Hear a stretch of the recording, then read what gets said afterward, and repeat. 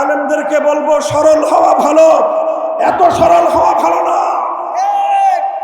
যারা সেদিন আল্লামা আহমদ শফীকে হত্যা করে তার হত্যাকাণ্ডের দায় তার জীবনের প্রধান সহকর্মী আল্লামা জুনায়েদ বাবুনগরী সহ উলামায়ে ইসলামের উপর, হেফাজতে ইসলামের নেতৃবৃন্দের উপর চাপিয়ে দেওয়ার চেষ্টা করেছিল, তারা বাংলাদেশ থেকে ইসলামের শেকড় সহ উপড়ে ফেলবার প্রায় তারা করেছিল। কাজেই এগুলো সুন্দরভাবে, এগুলো যথাযথ তদন্ত, এর স্বরূপ উন্মোচন এবং এর সঠিক বিচার এই জাতি প্রত্যাশা করে। কথা বলেন ঠিক না ঠিক? ইনশাআল্লাহ আমরা ঐক্যবদ্ধ আছি। আমাদের সভাপতি সাহেব আমার জন্য মন্ত্রিত্বের কথা বলেছেন। মন্ত্রিত্ব সাময়িক বিষয়, মন্ত্রিত্ব সাময়িক বিষয়। আমাদের হাফিজ জি হুজুর মন্ত্রিত্ব করেন নাই, আমাদের শেখুল হাদিস আবু মাহজুজুল হক মন্ত্রিত্ব করেন নাই, আমাদের মুফতি আমিনী রহমতুল্লাহ আলাইহি মন্ত্রিত্ব করেন নাই, স্যার সৈয়দ ফজলুল করিম পীর সাহেব চরমনাই রাহিমাহুল্লাহ মন্ত্রিত্ব করেন নাই, আল্লামা আহমদ শফী মন্ত্রিত্ব করেন নাই, আল্লামা জুনায়েদ বাবুনগরী মন্ত্রিত্ব করেন নাই। আমাদেরও প্রয়োজন না পড়লে মন্ত্রিত্ব করার খাহেশ নাই। তবে একটা খাহেশ আছে, একটা চিন্তা আছে, বাংলাদেশে বোনাস হায়াত আমি পাইছি, আমার বেঁচে থাকাটা এখন বোনাস। যদিও বয়স আমার খুব বেশি না, 51 বছর মাত্র শেষ হয়েছে, সেই হিসাবে আমার বয়স স্বাভাবিক হায়াত অনুযায়ী বোনাস বলার কথা না। যেই ষড়যন্ত্রের জাল ভেদ করে আল্লাহ পাক আমাকে আমাদের পূর্ববর্তী আকাবের সালাসার পরে আল্লাহ আমাকে হায়াতে রেখেছেন, এটা আল্লাহ পাকের বিশেষ কুদরত। আমাকে চেষ্টা করেছিল তারা যেন বিচ্ছিন্ন করার, আল্লাহ পাক রব্বুল আলামিন মানুষের অন্তরের মধ্যে আমার প্রতি মহব্বত এবং ভালোবাসা বৃদ্ধি করে দিয়েছেন। এটা আমার কোনো কারামত নয়, এটা আল্লামা আহমদ শফীর কারামত। এই কথাটা যদি আপনার বরদাস্ত না হয়, আপনার 1000 রাকাতের তাহাজ্জুদের নামাজের এক কানা করে মূল্য নাই, আপনার 1000 বারের হজের কোনো মূল্য নাই। পরিষ্কার কথা, স্পষ্ট কথা। শুধু আওয়ামী লীগ নয়, এই জাতীয় যারাই আছেন, ইসলামকে রাজনৈতিক ভাবে দেখতে আপনাদের পছন্দ হয় না, পয়গাম শুনে রাখেন, বাংলাদেশে আপনাদেরকে আমরা বরদাস্ত করতে পারবো না।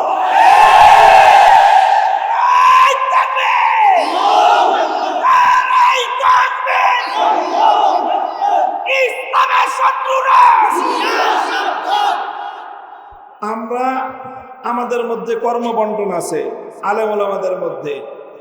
কেউ তালিমের কাজ করবে, শিক্ষকতার কাজ, এলেম শিখাবে, কেউ দাওয়াত এবং তাবলীগের কাজ করবে, কেউ তাজকিয়া এবং ইসলাহের কাজ করবে, আর কারো জিন্দগির মূল কাজ হবে ইসলামকে রাজনৈতিকভাবে বিজয়ী করা।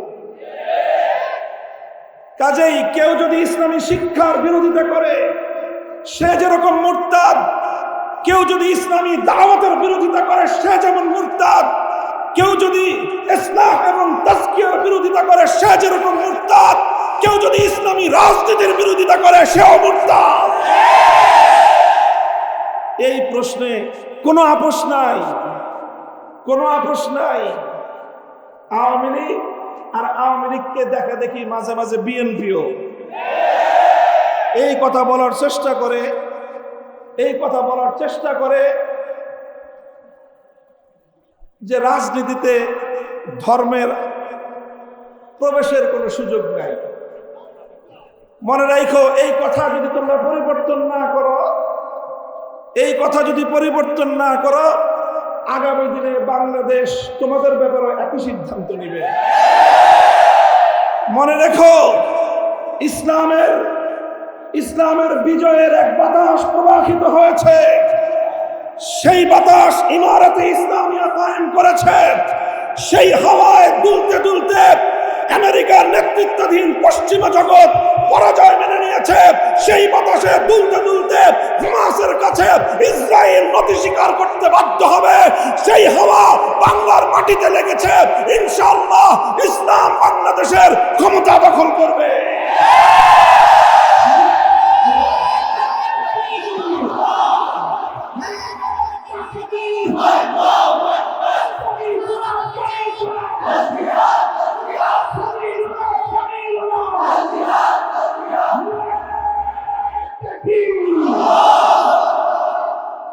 কথাটা আমাদের পরিষ্কার। অন্যান্য ধর্মের ব্যাপারে আমার কোনো কথা নাই।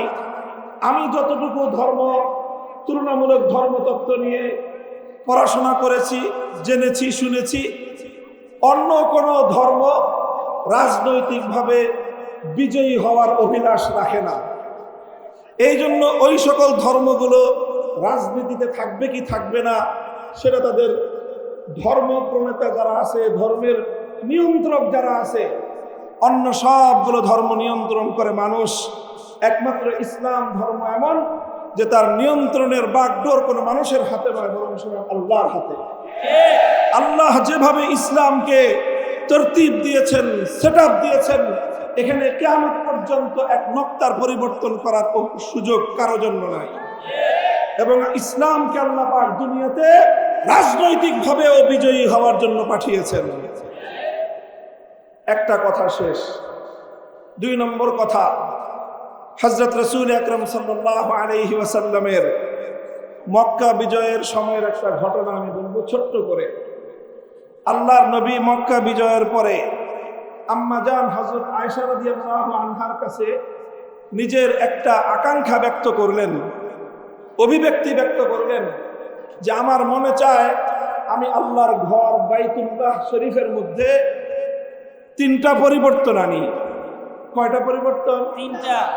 প্রথম পরিবর্তন হলো, আমার মনে চায় আমি বাইতুল্লাহ শরীফটাকে ইব্রাহিম আলাইহিস সালাতু ওয়াস সালামের বেনা ওনার ভিত্তির উপর পুনর্নির্মাণ করি। অর্থাৎ লম্বা ইতিহাস, বর্তমান যে কাবা শরীফ, এটা ইব্রাহিম আলাইহিস সালাতু ওয়াস সালামের বানানো কাবা থেকে 2/3 নিয়ে বাইতুল্লাহ, আর 1/3 বাইতুল্লাহ শরীফের বাইরে আছে, যেটা হাতিম দিয়ে ঘেরাও করে রাখা। নবীজি বলেন আমার আকাঙ্ক্ষা হয় যে ওই 1/3 যেটা বাইতুল্লাহর বাইরে আছে সেটাকেও বাইতুল্লাহর ভিতরে অন্তর্ভুক্ত করে দেই। এটা হলো একটা পরিবর্তন করতে মনে চায়। দ্বিতীয় পরিবর্তন করতে মনে চায় যে আমি বাইতুল্লাহর দরজাটা, এখন মানুষের মাথা সমান উঁচু আছে বাইতুল্লাহর দরজার পাটাতন, আমার মনে চায় সেটাকে ভেঙে জমিনের সাথে মিশায় দেই। যেমন অন্যান্য ঘরের দরজা, মসজিদের দরজা যেরকম থাকে ফ্লোর বরাবর, আমার মনে চায় বাইতুল্লাহর সেই দরজাটা নিচু করে ফ্লোর বরাবর করে দেই। 2 নম্বর। 3 নম্বর মনে চায় আমি আরেকটা পরিবর্তন করি। এখন বাইতুল্লাহ শরীফের শুধুমাত্র একটা দরজা আছে, সেটা হলো পূর্ব দক্ষিণ কর্নারে। আমার মনে চায় ঠিক এই পূর্ব দরজা বরাবর পশ্চিম দিক দিয়ে আরেকটা দরজা বানিয়ে দেই, যাতে মানুষ এক দরজা দিয়ে বাইতুল্লাহ শরীফে ঢুকে আরেক দরজা দিয়ে বের হয়ে যেতে পারে। সেক্ষেত্রে অধিক পরিমাণ মানুষ আল্লাহর ঘর বাইতুল্লাহ শরীফের মধ্যে কাবা শরীফের ভিতরে ঢুকবার সুযোগ পাবে। কয়টা পরিবর্তন? আকাঙ্ক্ষা ব্যক্ত করলেন কে? স্বয়ং আল্লাহর রাসূল সাল্লাল্লাহু আলাইহি ওয়াসাল্লাম। এটা বুখারী শরীফ সহ সমস্ত হাদিসের কিতাবের মধ্যে এই কথা বর্ণিত আছে। এই কথা আল্লাহর নবীজি বলছেন কখন? মক্কায় পরাজিত অবস্থায় না বিজয়ী অবস্থায়? যখন মক্কা মদিনার পরিপূর্ণ নিয়ন্ত্রণ ক্ষমতা আল্লাহর নবীর হাতে। স্বাভাবিকভাবেই প্রশ্ন জাগত যে হুজুর এখন আপনি যা চাইবেন সেটাই তো হবে, তা আপনি মক্কা বাইতুল্লাহকে পুনর্নির্মাণ করেন, বড় করে দেন, দরজা নামায় দেন, আরেকটা দরজা বানায় দেন, আপনি যা বলবেন সেটাই তো ফরমান, সেটাই রাষ্ট্রীয় হুকুম, সেটাই শরীয়তের হুকুম, আপনার কথার সাথে তো বিরোধ করবার কারো শক্তি এখন আর নাই। আল্লাহর নবী বললেন যে এটা যদি আমি এখন করি তাহলে কিছু সাধারণ মানুষের মধ্যে, যাদের বুঝ কম, যাদের জ্ঞান কম, যাদের এলেম কম, যারা নতুন নতুন মুসলমান হয়েছে, ইসলামের প্রতি এখনো তাদের পরিপূর্ণ আস্থা বিশ্বাস তৈরি হয়নি, তারা বিভ্রান্তিতে পড়বে। এই জন্য এই কাজগুলো আমি করতেছি না। ইমাম বুখারী রাহমাতুল্লাহি আলাইহি এই হাদিসকে সামনে রেখে একটা অধ্যায় স্থাপন করেছে। বাবু মান তারাকা বাযাল ইখতিয়ার মাখাফাতা আন ইয়াকসুরা ফাহমু বাযিস সামি' ফায়াকাউ ফি আশাদ্দ মিনহু। ইমাম বুখারী বলেছেন যে অনেক অনেক উত্তম কাজ ছেড়ে দিতে হয়। কি করতে হয়? কিছু কিছু উত্তম কাজ ছেড়ে দিতে হয়। কেন? কারণ ওই উত্তম কাজটা করতে গেলে কিছু মানুষ সেটা বুঝতে পারবে না, না বুঝে তারা অনেক বড় বিভ্রান্তিতে পড়ে যাবে। সেই সকল মানুষগুলোকে বিভ্রান্তির হাত থেকে বাঁচানোর জন্য মাঝে মাঝে কিছু কিছু উত্তম কাজও ছেড়ে দিতে হয়। যেমন এই ক্ষেত্রে আল্লাহর নবী বাইতুল্লাহ শরীফকে সংস্কার করার কাজটা করেন নাই, ছেড়ে দিয়েছেন। কেন? যাতে ওই নব মুসলিম মানুষগুলো যেন বিভ্রান্তির শিকার না হয়ে যায়। কাজেই বুজুর্গদের যত মাজার আছে, বুজুর্গদের যত কবর আছে, সেই কবরগুলোকে যারা পাকা করেছে অনেক বড় গুনাহের কাজ করেছে। সেই কবরগুলোর উপর যারা দালান কোঠা নির্মাণ করেছে, কোন ইমারত নির্মাণ করেছে, সুস্পষ্ট আল্লাহর নবীর সহিহ হাদিস লঙ্ঘন করে তারা বুজুর্গদেরও অভিশাপ কুড়িয়েছে, আল্লাহর নবীর হাদিসের বিরোধিতা করে তারা বড় ধরনের পাপ করেছে। এই সব কথাগুলি তার আপন জায়গায় সঠিক। তবে মনে রাখতে হবে, এই সকল বড় বড় বুজুর্গ শাহজালাল মুজাররদ ইয়ামানি, খানজাহান আলী, শাহপারান রহমতুল্লাহি আলাইহি, বায়াজিদ বুস্তামি, সমস্ত বড় বড় বুজুর্গ যাদের কবর পাকা করেছেন, এই কবরগুলো এই সমস্ত বুজুর্গরা পাকা করেন নাই। পাকা হয়েছে ওনাদের মৃত্যুর আগে না পরে? তাহলে মৃত্যুর পরে যেটা পাকা হলো ওটা ওনারা করছেন না পরবর্তীতে কেউ করেছে? পরবর্তীতে যারা করেছে তারা ভুল করেছে, অন্যায় করেছে। তারা যখন অন্যায় করেছে, এরপরে সেই বুজুর্গদের কবরগুলোকে কেন্দ্র করে শিরক বিদআতের আখড়া বসিয়েছে কিছু মানুষ। কাজেই এই ক্ষেত্রে আল্লাহর পয়গম্বরের সিরাত অনুযায়ী আমাদের কর্মপন্থা হতে হবে, আমাদের এই সকল কবরগুলো থেকে শিরক এবং বিদআত নির্মূল করতে হবে, এমন ভাবে করতে হবে যেন মানুষ বিভ্রান্তির শিকার না হয়। কেউ যেন প্রকৃত অর্থে আমরা যারা শাহজালালের উত্তরসূরি, প্রকৃত অর্থে আমরা যারা শাহজালাল থেকে আল্লাহু আকবারের ধ্বনির শিক্ষা গ্রহণ করেছি, প্রকৃত অর্থে আমরা যারা শাহজালালের চেতনায় উদ্বুদ্ধ হয়ে গৌর গোবিন্দদের বিরুদ্ধে রুখে দাঁড়াবার প্রেরণা পেয়েছি, কেউ যেন আমাদের বিরুদ্ধে বিষোদ্গার করার সুযোগ না পায়, সেই বিষয়ে খেয়াল রাখতে হবে।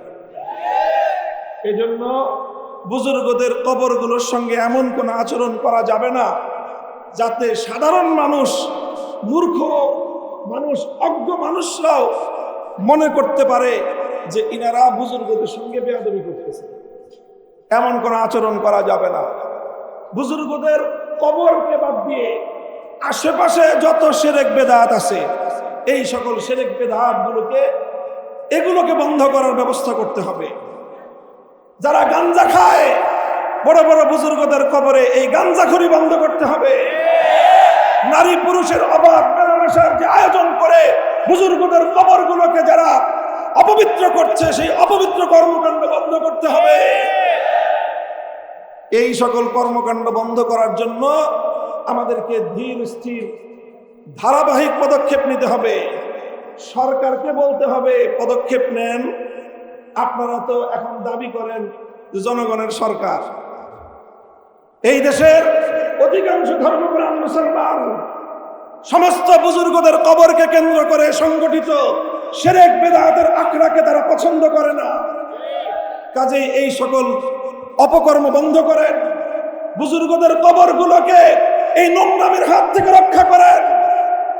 এই সমস্ত বুজুর্গানে দিন শাহজালাল মুজাররদ ইয়ামানি, শাহপরান রহমতুল্লাহি আলাইহি, খানজাহান আলী রহমতুল্লাহি আলাইহি, বায়াজিদ বুস্তামি রহমতুল্লাহি আলাইহি, আমার প্রস্তাব হলো এই সকল কবরগুলো, এই সকল মাজারগুলোকে কেন্দ্র করে যেই অপচক্র, যেই সকল শিরক বিদআতের নোংরামির আখড়া গড়ে উঠেছে, এগুলোকে উপড়ে ফেলে, এগুলোকে উৎখাত করে প্রত্যেকটা মাজারের মধ্যে হাক্কানি মাশায়েখদের খানকাহ কায়েম করা হোক।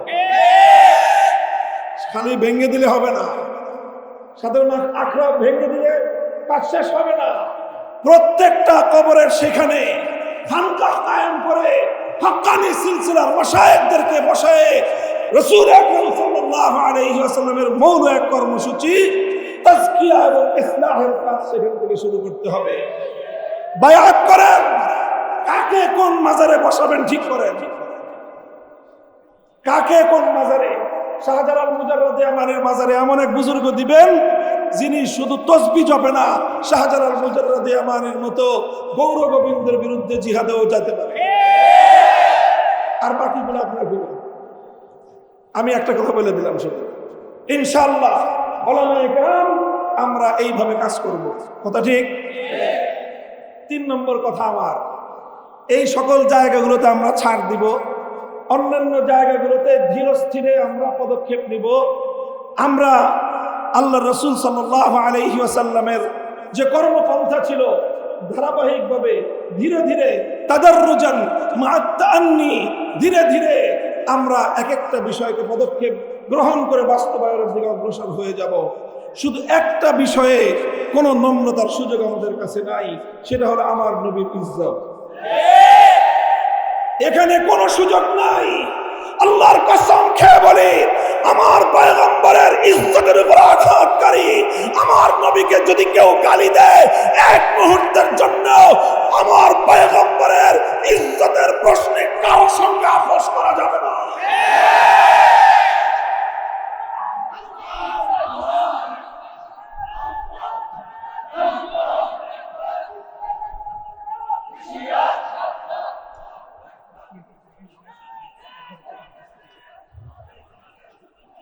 এটা গেল 3 নম্বর কথা। কাজেই আমরা অন্তর্বর্তীকালীন সরকারের কাছে স্পষ্ট পয়গাম দিয়ে দিতে চাই, অনেক ধরনের সংস্কারের কথা শুনতেছি। রাষ্ট্র সংস্কার করবেন, ভালো কথা। নির্বাচন ব্যবস্থার সংস্কার করবেন, আরো ভালো কথা। দেশে ফ্যাসিবাদ যেন তৈরি হতে না পারে, সেই ফ্যাসিবাদের উৎসমুখ বন্ধ করবেন, ভালো কথা। স্বৈরতন্ত্রের সকল সম্ভাবনাকে সমূলে উপড়ে ফেলবেন, আরো ভালো কথা। সব যেমন বন্ধ করবেন, আমার জমিনে ভবিষ্যতে আর কোনদিন কোন কুলাঙ্গার যেন আমার নবীর ইজ্জতের উপর কালিমা লেপন করবার দুঃসাহস না দেখায়, সেই ব্যবস্থাও চূড়ান্ত করতে হবে। আমরা 2013 সাল থেকে বলে আসতেছি, আল্লামা আহমদ শফি বলেছেন, আল্লামা জুনায়েদ বাবুনগরী বলেছেন, আল্লামা নূর হোসেন কাসেমি বলেছেন, আমাদের বর্তমান আমির হেফাজত আল্লামা মুহিবুল্লাহ বাবুনগরী একই কথা বলছেন। আমার নবীর ইজ্জতের উপর কালিমা লেপনকারী, নবীজির উপর কটাক্ষকারী, নবীর ইজ্জতের উপর আক্রমণকারী কোন কুলাঙ্গারের জন্য মৃত্যুদণ্ডের আইন ছাড়া অন্য কোন আইন আমরা মানি না।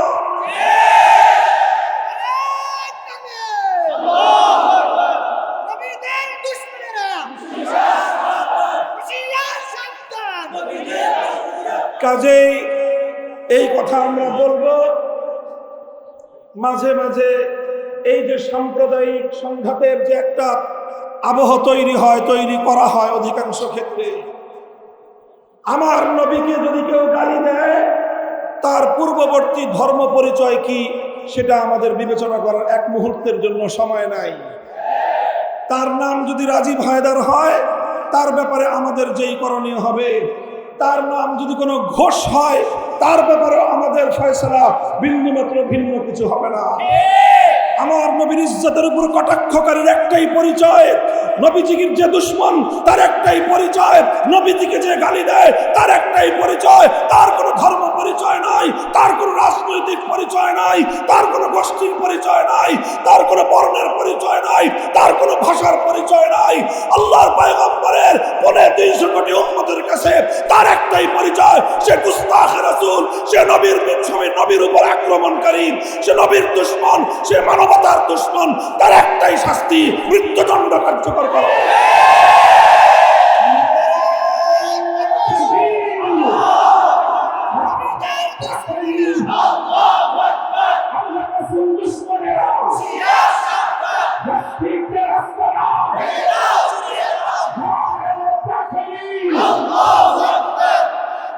আখেরি কথা আমার, বড় দুঃখ পরিতাপ নিয়ে আজকে কথাটা বলতেছি আমি। আমাদের ওলামায়ে উম্মতকে, আমাদের হেফাজতে ইসলামকে, বাংলাদেশের ইসলামের যে মূল ধারা, এই মূল ধারাকে বিচলিত করার জন্য, বিভক্ত করার জন্য, ঘায়েল করার জন্য এই ফ্যাসিবাদী সরকার যেই ষড়যন্ত্রগুলো করেছে, প্রত্যেকটা ষড়যন্ত্রের স্বরূপ উন্মোচন করে বিচার করতে হবে। এই সরকার আল্লামা আহমদ শফীকে হত্যা করেছে। কেন করেছে? আল্লামা আহমদ শফী রহমতুল্লাহ আলাইহিকে সুকৌশলে হত্যা করে আল্লামা জুনায়েদ বাবু নগরী সহ তার অনুসারীদেরকে ঘায়েল করার জন্য ফাঁদ পেতেছে। কাজেই প্রথম আল্লামা আহমদ শফীর হত্যাকাণ্ডের সঠিক তদন্ত হতে হবে। যারা আল্লামা আহমদ শফীর পক্ষ হয়ে আল্লামা জুনায়েদ বাবু নগরী সহ আমাদের বিরুদ্ধে এই অপবিত্র কর্মকাণ্ডের সম্পৃক্ততা করার চেষ্টা করেছিল, তাদেরকে রিমান্ডে নিয়ে জিজ্ঞাসাবাদ করতে হবে সরকার কেন তাদেরকে দিয়ে এই কাজ করিয়েছিল। প্রথম কথা, আল্লামা আহমদ শফীকে শেখ হাসিনার নির্দেশে তার গোয়েন্দা সংস্থার লোকেরা সুকৌশলে হত্যা করেছে। তদন্তপূর্বক এই তথ্যের প্রমাণ জাতির সামনে হাজির করতে হবে। 2 নম্বর, দ্বিতীয়, আল্লামা আহমদ শফীর ইন্তেকালের পর শেখ হাসিনা এবং তার গোপন পরামর্শদাতারা -3 ফর্মুলার উপর চলেছিল। কয় -3 করতে চেয়েছিল।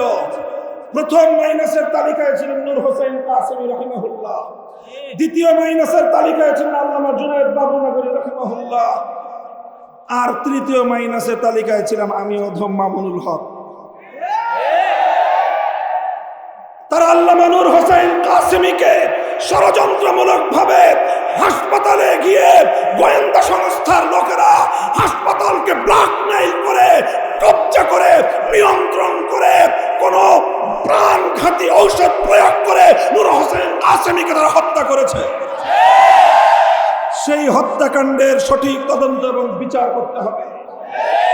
এরপরে তারা আল্লামা জুনায়েদ বাবু নগরীর বিরুদ্ধেও একই কৌশল গ্রহণ করেছে এবং আল্লামা জুনায়েদ বাবু নগরীকেও তারা হত্যা করেছে। এই 3 হত্যাকাণ্ডের যথাযথ তদন্ত এবং তার জন্য দায়ীদেরকে জাতির সামনে চিহ্নিত করে, মুখ সম্মোচন করে বিচার করতে হবে। আর এরপরে আমাকে একটা করুণা করেছে যে ওর বয়স কম, বেঁচে থাকুক কিছুদিন। আমাদের 3 মুরব্বীরে মারছে, আল্লাহ জানে ওদের মধ্যে কেউ হয়তো আমার প্রতি তার একটু দয়া হয়েছে যে ও বেঁচে থাকুক, কিন্তু এমন ভাবে বেঁচে থাকুক যেন এদেশের মানুষের কাছেও মুখ দেখাতে না পারে। আমাকে জনগণ থেকে বিচ্ছিন্ন করার পায়ে তারা চালিয়েছিল। আমি পরিষ্কার ভাষায় বলি, 2021 সালে 3রা এপ্রিলের পর আমার বিরুদ্ধে যারা যারা কথা বলেছে, যেই রূপেই বলে থাকুক, যেই আকৃতিতেই বলে থাকুক, তারা সব উপরোক্ত 3 হত্যাকাণ্ড সহ আমার বিরুদ্ধে ষড়যন্ত্রের সঙ্গে জড়িত ছিল। ব্যাপারটাকে কেউ আমার ব্যক্তিগত বিষয় হিসেবে বিবেচনা করবেন না। আমি ছিলাম সালিস 3 জনের একজন, আহাদুস সালাসা। আমি ছিলাম 3 জনের একজন। আমার 2 পূর্বসূরীকে হত্যা করেছে। আমার আল্লামা আহমদ শফীকে তারা হত্যা করে আমি যেন এদেশের ধর্মপ্রাণ মুসলমানদেরকে নিয়ে এই ষড়যন্ত্রের বিরুদ্ধে রুখে দাঁড়াতে না পারি, এজন্য আমার বিরুদ্ধে এমন ষড়যন্ত্রের বীজ তারা বুনেছিল, এমন ষড়যন্ত্রের চাল তারা বিছিয়েছিল যেন ভবিষ্যতে আর কোনোদিন কেউ মামুনুল হক হওয়ার স্বপ্ন না দেখে। মুহতারাম হাজিরিন, আমার কথা আর বেশি কিছু নয়। এই 4টা ঘটনা একই সূত্রে গাঁথা। আলেম সমাজকে বলবো, সরল হওয়া ভালো, এত সরল হওয়া ভালো না। আলেমদেরকে বলবো, সরল হওয়া ভালো, এত সরল হওয়া ভালো না। যারা সেদিন আল্লামা আহমদ শফীকে হত্যা করে তার হত্যাকাণ্ডের দায় তার জীবনের প্রধান সহকর্মী আল্লামা জুনায়েদ বাবুনগরী সহ উলামায়ে ইসলামের উপর, হেফাজতে ইসলামের নেতৃবৃন্দের উপর চাপিয়ে দেওয়ার চেষ্টা করেছিল। তারা বাংলাদেশ থেকে ইসলামের শেকড় সহ উপড়ে ফেলবার প্রায় তারা করেছিল। কাজেই এগুলো সুন্দরভাবে, এগুলো যথাযথ তদন্ত, এর স্বরূপ উন্মোচন এবং এর সঠিক বিচার এই জাতি প্রত্যাশা করে। কথা বলেন ঠিক না ঠিক? ইনশাআল্লাহ আমরা ঐক্যবদ্ধ আছি।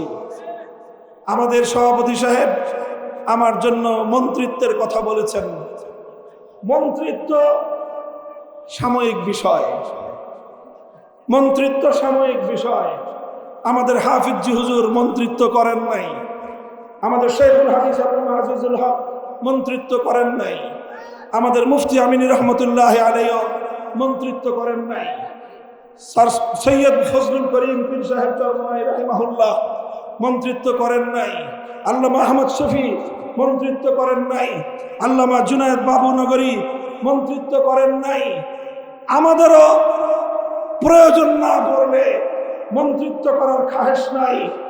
তবে একটা খাহেশ আছে, একটা চিন্তা আছে, বাংলাদেশে বোনাস হায়াত আমি পাইছি। আমার বেঁচে থাকাটা এখন বোনাস। যদিও বয়স আমার খুব বেশি না, 51 বছর মাত্র শেষ হয়েছে। সেই হিসাবে আমার বয়স স্বাভাবিক হায়াত অনুযায়ী বোনাস বলার কথা না।